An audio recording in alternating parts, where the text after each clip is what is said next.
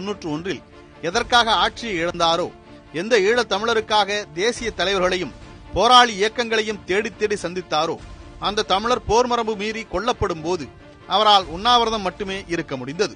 தளபதி தமிழ்ச்செல்வன் கொல்லப்பட்ட போது கவிதை மட்டுமே எழுத முடிந்தது. இருப்பினும் இலங்கையுடன் இந்தியா ராணுவ ஒப்பந்தம் போடும் போது கருணாநிதி மௌனமாக இருந்திருக்க வேண்டாம்.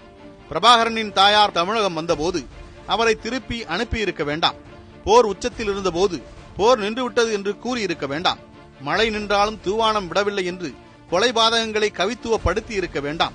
எம்ஜிஆரை போல அடையாள கடையடைப்பு நடத்தாவிட்டால் கூட போராடியவர்களை கைது செய்து சிறையில் அடைத்திருக்க வேண்டாம். முத்துக்குமார் என்கிற இளைஞன் தீக்குளித்த பின் ஈழ மக்களுக்காக தமிழகத்தில் தோன்றிய மாணவர் போராட்டத்தை நீர்த்துப்போக செய்திருக்க வேண்டாம்.